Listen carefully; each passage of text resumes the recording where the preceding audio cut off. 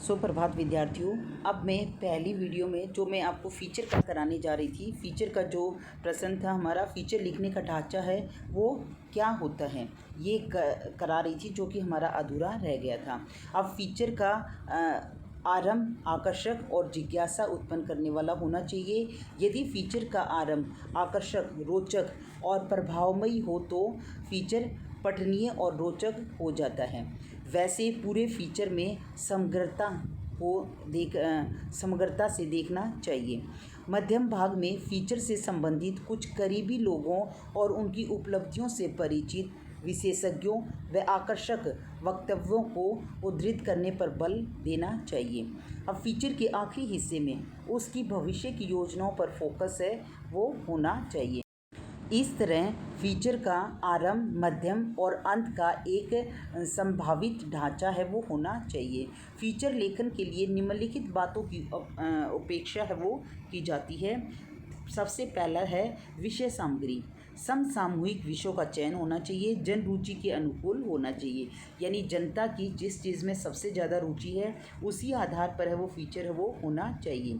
दूसरा है हमारा सामग्री संकलन। विभिन्न स्थलों में जाकर सामग्री एकत्रित करनी चाहिए, यानी जिस विषय के ऊपर हम फ़ीचर लिख रहे हैं, अलग अलग स्थानों पर जाकर हमें उस फ़ीचर से संबंधित तथ्यों को, आंकड़ों को हमें एकत्रित है वो करना चाहिए। तीसरा है हमारा निरीक्षण शक्ति। निरीक्षण शक्ति होती है हमारी ऑब्जर्वेशन पावर। उसमें क्या है, तर्क शक्ति, सूक्ष्म निरीक्षण शक्ति का प्रयोग है वो करना चाहिए। यानी जब हम आंकड़ों को, तथ्यों को संकलित करने जा रहे हैं तो हमें हमारी सूक्ष्म यानी हमारी ऑब्जर्वेशन है, हमारी निरीक्षण शक्ति है वो बहुत बारीक है होनी चाहिए। तो ये है एक अच्छा फ़ीचर है। वो कैसे लिखा जा सकता है, अच्छे फ़ीचर में क्या क्या विशेषताएं होती हैं, अच्छा फ़ीचर लिखने के लिए किन किन बातों का ध्यान दिया जाता है। तो ये तो थे हमारे फ़ीचर।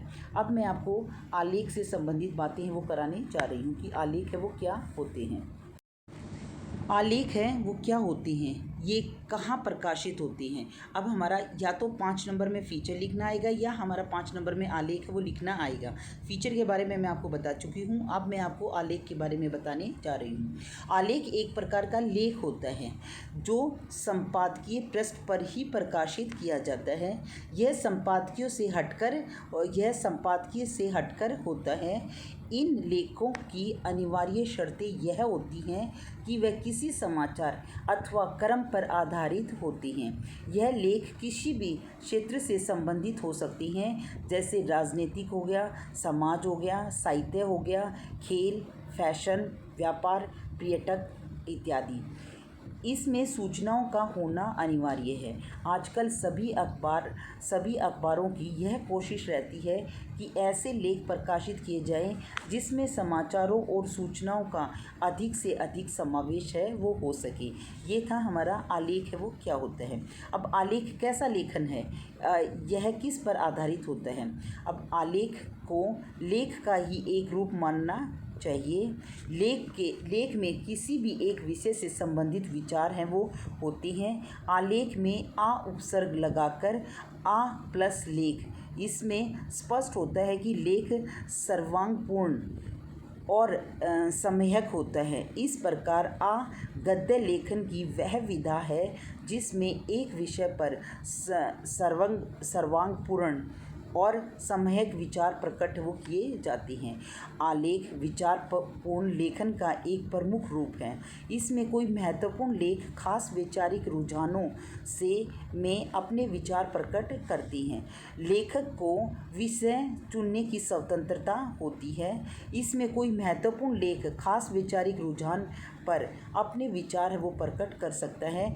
आलेख रिपोर्ट और फीचर से अलग है वो होता है। इसमें लेखक के विचारों की प्रमुखता है वो दी जाती है। इसमें लेखक के विचार, राय है वो प्रस्तुत किए जाते हैं। आलेख लिखने के लिए पर्याप्त जानकारी और आवश्यकता है वो होती है। इसके लिए विषय से संबंधित सारी जानकारी जुटानी पड़ती है। आलेख की कोई निश्चित शैली है वो नहीं होती, यानी आलेख किसी के ऊपर भी लिखा जा सकता है। प्रत्येक लेखक की अपनी विशेष शैली होती है। लेखक को विषय की अच्छी जानकारी होनी चाहिए। ये आगे आज हमारे